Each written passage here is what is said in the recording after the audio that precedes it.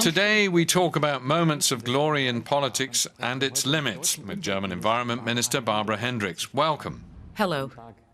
Welcome to the DW interview, ladies and gentlemen. I'm Thomas Spahn.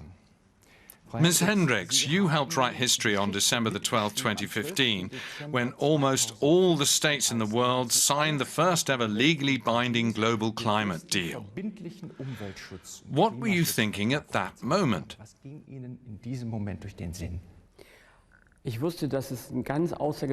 I knew it was an extraordinary moment, and it wasn't just me. Everyone present thought so. We also knew it was the start of a truly joint responsibility for all the states together. It's not over. Now we have to enter the implementation phase. It will be a big challenge for all the countries, but it was a very emotional moment. The applause lasted several minutes after the announcement. Politicians hugged each other, some had tears in their eyes. What caused these emotions? Pride? Gratitude? Yes, everything. And the fact that the tension was finally gone. Tension that had lasted years during all the negotiations. There was total relief that it was all over.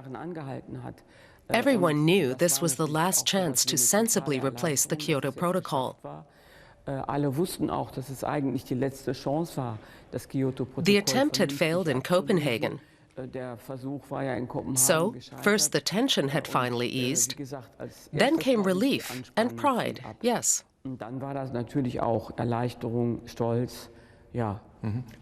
Perhaps there was happiness that friendships can exist in politics too.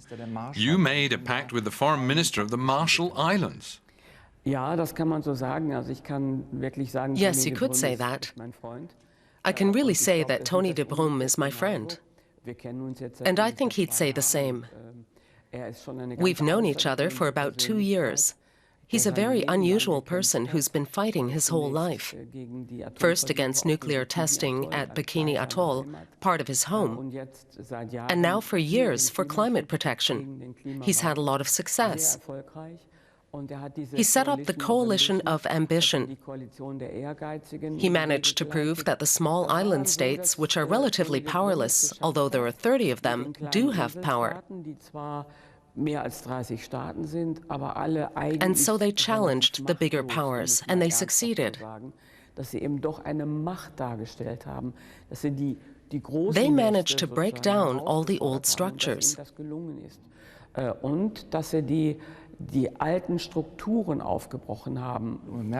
I can tell that you're still at the conference in your thoughts with your heart and soul. Let's touch on the limits of what can be attained that became clear within days. The idea in Paris was to move away from coal, but Australia said, no, let's go on. We're coal exporters and we're expanding a coal port not far from the Great Barrier Reef, one of the biggest nature reserves in the world. Now, was that frustrating? In Paris, a clear signal went out to the world. It doesn't make sense to invest in fossil fuels in the long term. They won't be profitable in the future. The wonderful outcome is that the investor who was going to build that coal port no longer wants to, from what I've understood from public sources. So the signal from Paris was effective. In Germany, there is a consensus that we want to fight climate change. The political consensus is to not use nuclear energy. That's a global exception. Other countries, which don't have this political consensus, do have investors among their ranks who are thinking about what will make sense in the future.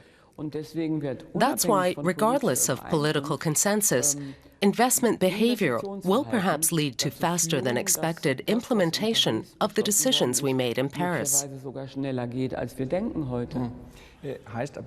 We don't know how the Australian case will develop if one investor bails out. Some German investors say that climate protection is important, but still they do not stick to the rules. Volkswagen, for example, deceived authorities and millions of customers with their emissions swindle. The workforce now has to bear the billions that will cost. How angry does that make you? You're right. The damages are high. I don't know how high they'll be in the end. There will, of course, be claims for damages, and customers will have to be compensated. It will be a major operation.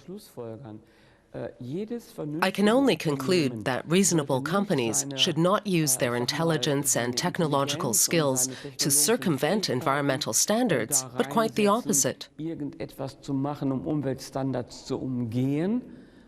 They should use their skills to push such standards forward and actually help the environment, not deceive customers.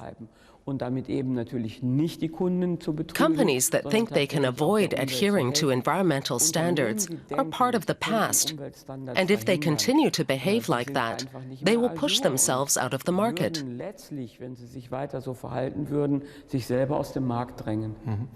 Let's go back to that expression, writing history. On December the 31st, 2013, you also wrote history when you came out in public shortly before taking office announcing your partner is a woman.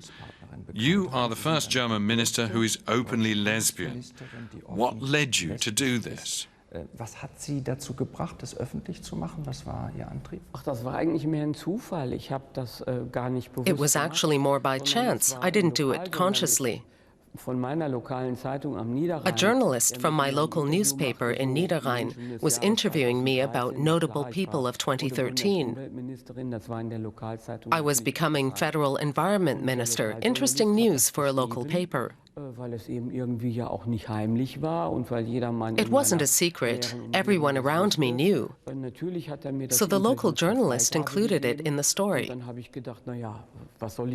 Of course, he gave me the interview for approval. I didn't know what to cut out, so I approved it. And although I should have known, I hadn't expected the local newspaper in Kleve to release preliminary information.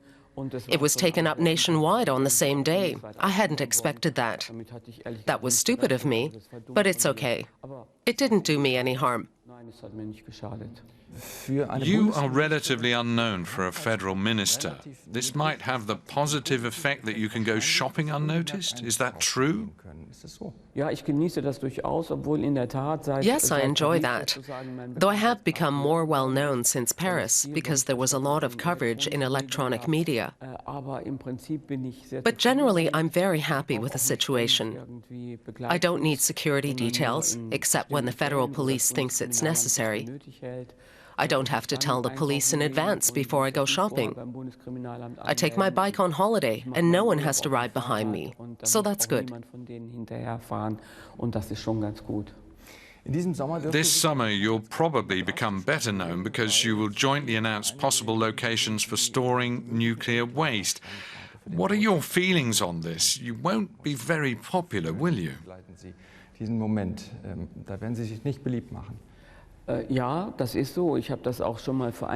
Yes, that's true. I said a while back that I could become one of the least popular politicians in Germany. But that doesn't matter. It is true that where highly radioactive waste is concerned, we're responsible at this time and must take all possible steps. This terrible legacy of radioactive waste will be left for an unknown amount of time to those who come after us. So those of us who have political responsibility today have a duty to take all the possible steps to ensure that those who have a political responsibility after us can fulfill it in a reasonable and decent way. The Parliament will pass a law by the end of this year. There's no other way. I'm also in favor of saying, yes, I stand for this.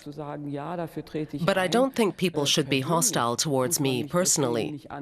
I didn't push for the building of nuclear power stations in the 1950s and 60s. I may be old, but I was too young for that. However, I do bear a responsibility to ensure that the right steps are taken in the future, and I take that responsibility seriously.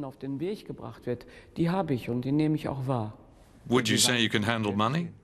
Yes, of course I can handle money. You did this in an official capacity as State Secretary at the Finance Ministry with politicians who had big egos, like Oscar Lafontaine and Pierre Steinbrück. How did you get on with these alpha males?